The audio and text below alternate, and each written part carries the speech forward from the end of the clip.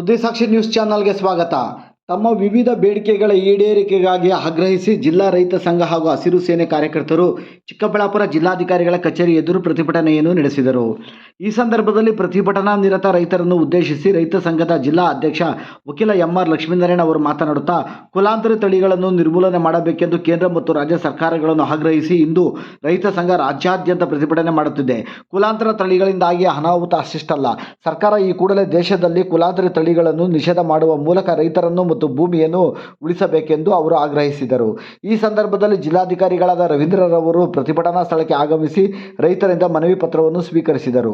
ಪ್ರತಿಭಟನೆಯಲ್ಲಿ ರೈತ ಸಂಘದ ಮುಖಂಡರುಗಳಾದ ಲೋಕೇಶ್ ಗೌಡ, ಸನತ್ ಕುಮಾರ್, ರಾಮಚಂದ್ರ ರೆಡ್ಡಿ, ರಾಜಣ್ಣ, ಮುನೇಗೌಡ, ನವೀನ್ ಚಾರಿ, ಸಂತೋಷ್, ಸತೀಶ್, ವಸಂತ, ವೆಂಕಟೇಶ್, ಮುನಿಯಪ್ಪ, ನವೀನ್, ರವಿ, ಕದ್ರೇಗೌಡ, ಅಂಜಿನಪ್ಪ, ರಮೇಶ್, ಮಾರಪ್ಪ ಹಾಗೂ ಇನ್ನಿತರರು ಪ್ರತಿಭಟನೆಯಲ್ಲಿ ಭಾಗವಹಿಸಿದರು. ವರದಿ ಜಯರಾಮ್, ಕ್ಯಾಮರಾಮನ್ ವೀರನಾಗ್ ಜೊತೆಯಲ್ಲಿ ಸುದ್ದಿಸಾಕ್ಷಿ ನ್ಯೂಸ್ ಚಿಕ್ಕಬಳ್ಳಾಪುರ. ರಾಜ್ಯಾದ್ಯಂತ ಕುಲಾಂತರಿ ನಿರ್ಮೂಲ ಜನಾಂದೋಲನವನ್ನು ನಾವು ಹಮ್ಮಿಕೊಂಡಿದ್ದೀವಿ. ಅದರ ಒಂದು ಭಾಗವಾಗಿ ನಾವು ನಮ್ಮ ಜಿಲ್ಲೆಯಲ್ಲಿ ನಮ್ಮ ಜಿಲ್ಲಾಡಳಿತದ ಮುಂದೆ ಇವತ್ತು ದಿವಸ ನಮ್ಮ ಆಂದೋಲನವನ್ನು ಹಮ್ಮಿಕೊಂಡಿದ್ದೀವಿ. ನಮ್ಮ ಮನವಿಗಳ ಮುಖಾಂತರ ಇಡೀ ಪ್ರಧಾನಮಂತ್ರಿ ಆದಿಯಾಗಿ ಎಲ್ಲ ರಾಜ್ಯ ಸರ್ಕಾರಕ್ಕೂ ಮತ್ತು ಜಿಲ್ಲಾಧಿಕಾರಿಗಳಿಗೂ ಮತ್ತು ಕೃಷಿ ಸಚಿವರಿಗೂ ಸಹ ಮನವಿ ಪತ್ರವನ್ನು ಸಲ್ಲಿಸುವಂಥ ಕಾರ್ಯಕ್ರಮವನ್ನು ಹಮ್ಮಿಕೊಂಡಿದ್ದೀವಿ. ಬಂಧುಗಳೇ, ಇವತ್ತು ದಿವಸ ದೇಶದಲ್ಲಿ BT ಬದನೆ ಬಂತು, 2009ರಲ್ಲಿ BT ಹತ್ತಿ ಬಂತು, BT ಸಾಸಿವೆ 2017ರಲ್ಲಿ ಬಂತು. ಆದರೆ ಇದರಿಂದ ಇವತ್ತಿನ ದಿವಸ ಮತ್ತೆ BTಯ ಹುನ್ನಾರು ಇವತ್ತು ದಿವಸ ನಾವು ಏನು ಕಾಯಿ ಕೊರಕ ಹುಳ ನಿಷೇಧ ಇದಾಗುತ್ತೆ, ಮತ್ತೆ ಕ್ರಿಮಿನಾಶಕದಿಂದ ತಡ್ಕೊಳ್ಳುವಂಥ ಶಕ್ತಿ ಇರುತ್ತೆ ಅಂತ ಇವುಗಳನ್ನು ಬೇರೆ ಬೀಜಗಳನ್ನು ಇವತ್ತು ದಿವಸ ನಮ್ಮ ಮಾರುಕಟ್ಟೆಗೆ ಬಿಡ್ತಾ ಇದ್ದಾರೆ. ಈ ಮಲ್ಟಿ ಇಂಟರ್ನ್ಯಾಷನಲ್ ಕಂಪನಿಯವರು ಇದನ್ನೇ ನಮ್ಮ ರಾಜ್ಯ ಸರ್ಕಾರ ಅದನ್ನು ಅಂತಾರಾಷ್ಟ್ರೀಯ ಮಟ್ಟದಲ್ಲಿ ಇವತ್ತು ದಿವಸ ನಾವು ಅದನ್ನು ಪ್ರತಿರೋಧಿಸಬೇಕಾಗಿದೆ. ಕಾರಣ ಇಷ್ಟೇ, ನಮ್ಮ ಭೂಮಿಯನ್ನು ಸುಸ್ಥಿರ ಸ್ಥಿತಿಯಲ್ಲಿ ಇಡಬೇಕಾಗಿದೆ. ನಮ್ಮ ಜೈವಿಕ ರಕ್ಷಣೆಯನ್ನು ನಾವು ಇವತ್ತು ದಿವಸ ನಾವು ಕಾಪಾಡಿಕೊಳ್ಬೇಕಾಗಿದೆ. ನಮ್ಮ ಆಹಾರ ಭದ್ರತೆಯನ್ನು ಕಾಪಾಡಿಕೊಳ್ಬೇಕಾಗಿದೆ. ನಮ್ಮ ಮಾರುಕಟ್ಟೆಯನ್ನು ಕಾಪಾಡಿಕೊಳ್ಬೇಕಾಗಿದೆ. ನಮ್ಮ ಸಾವಯವ ಕೃಷಿಯನ್ನು ಕಾಪಾಡಬೇಕಾಗಿದೆ. ಇವತ್ತು ದಿವಸ ನಮ್ಮ ಜನರು ನಾಗರಿಕರು ನಮಗೆ ಸಾವಯವ ಕೃಷಿಯಿಂದ ಬೆಳೆದಂಥ ಆಹಾರವೇ ಬೇಕು.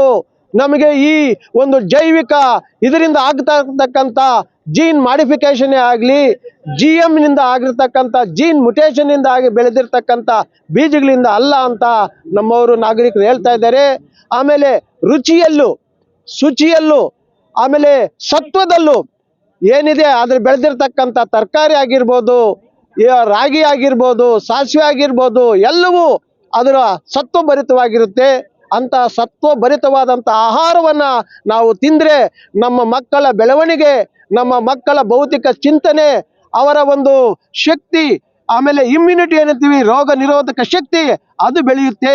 ಈ ಎಲ್ಲ ವಿಚಾರಗಳನ್ನು ಸಮಗ್ರವಾಗಿ ನಾಗರಿಕರ ಆದಿಯಾಗಿ, ರೈತ ಸಂಘಗಳ ಆದಿಯಾಗಿ, ರಾಜ್ಯ ಸರ್ಕಾರಗಳ ಆದಿಯಾಗಿ, ಎಲ್ಲ ವಿಜ್ಞಾನಿಗಳ ಆದಿಯಾಗಿ ಇವತ್ತು ದಿವಸ ನಾವೆಲ್ಲ ಕೂತ್ಕೊಂಡು ಮುಕ್ತ ಚರ್ಚೆಯನ್ನು ನಮ್ಮ ಪ್ರಾದೇಶಿಕ ಭಾಷೆಯಲ್ಲಿ ಏನು ವಿಡಿಯೋಗಳು ಮಾಡ್ತಾ ಅದನ್ನು ಮೀಡಿಯಾಗೆ ಬಿಡ್ತಾ ಎಲ್ಲರೂ ನೋಡೋಂಗೆ, ಎಲ್ಲರೂ ಕೇಳೋಂಗೆ, ಎಲ್ಲರೂ ತಮ್ಮ ಚಿಂತನೆಯನ್ನು ಸರ್ಕಾರಕ್ಕೆ ಮುಟ್ಟಿಸುವಂತಹ ಒಂದು ಏನು ಮುಕ್ತ ಚರ್ಚೆ, ಮುಕ್ತ ಗುರಿ ಇವತ್ತು ದಿವಸ ಹೋದಾಗ ಮಾತ್ರ ಒಳ್ಳೆ ಫಲಿತಾಂಶ ಬರುತ್ತೆ.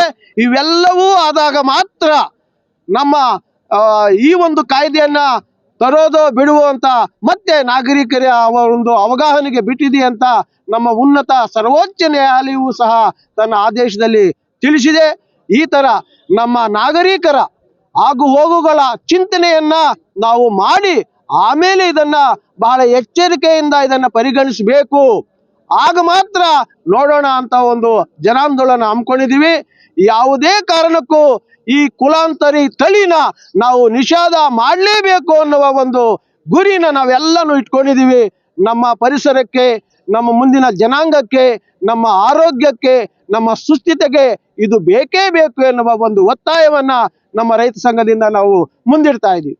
ಜೈ ಹಿಂದ್, ಜೈ ಕರ್ನಾಟಕ. ಕರ್ನಾಟಕ ಎಂ.ಆರ್. ಲಕ್ಷ್ಮೀನಾರಾಯಣ, ಜಿಲ್ಲಾಧ್ಯಕ್ಷ.